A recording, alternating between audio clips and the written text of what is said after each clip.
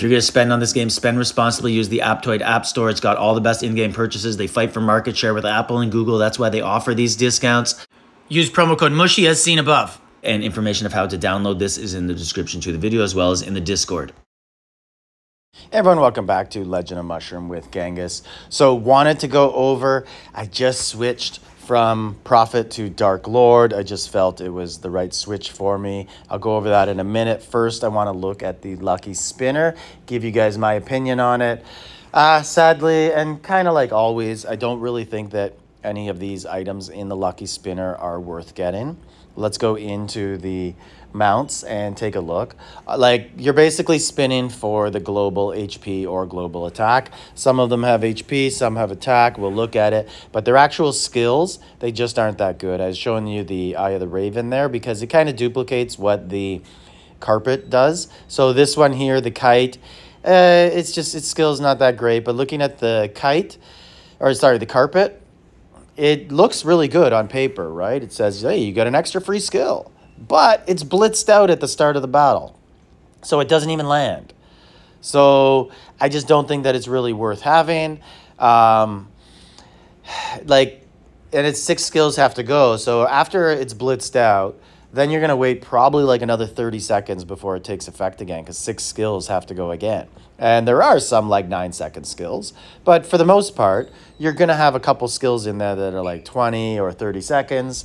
And they're going to take a while to regenerate. So it's just not worth it. And then this one, the extra combo, like there's just better stuff out there. And same with the bike coming up. There's for counter. There's just better, the rush mounts are going to help you more for the most part. Like if you just want to go with the slime, that's not bad. It helps you the entire battle, all throughout the battle. And then if you are going to be an archer, you might as well just use the, what is it, the fire sword, pyre, whatever it's called.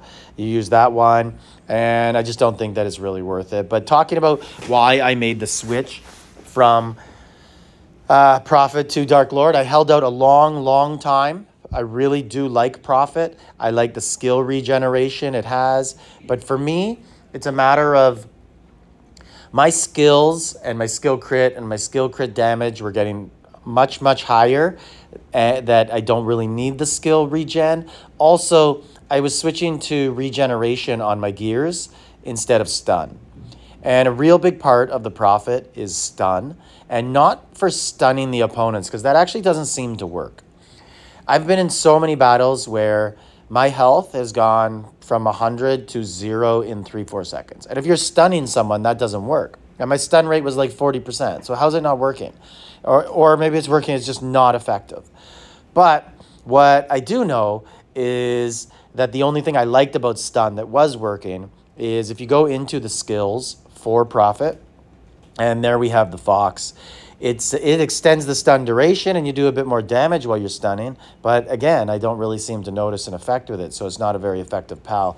They have to do something in the game to make stun more effective or make it last a little longer. Or how about you just say it across the screen? Stun, stun, stun, like you do everything else. Just let us know it's working. But if you go into the class, the last passive skill for the Prophet is 0.3 seconds speed up on your skill regeneration every time you stun. So that's the only thing I wanted it for. But now that my stun rate is down to 23%, because I keep replacing stun on my gears to get skill crit and regen every time it comes up, I'm just not finding Prophet very profitable for me anymore. It's just not worth it. So I'm better off going with Darklord, getting the extra buffs towards skill crit and skill damage and skill crit damage. And then the other thing is I'm using the pumpkin right now. And pumpkin is very nice for adding extra, it was 760%, well for me, but I think it starts out at 600% extra skill crit damage when you each time you land a skill crit. And if I'm using Bat or Spider, I'm getting multiple skill crits the whole time. Or as someone told me, Thorn Thicket, that's why it was helping me, because I'm getting multiple skill crits the whole time. And Dense Cloud regenerates your skills, which is an awesome attribute to have.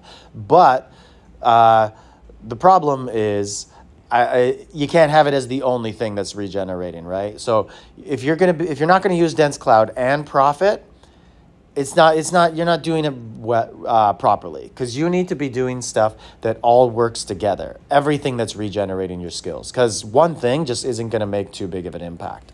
So that's pretty much why I made the switch.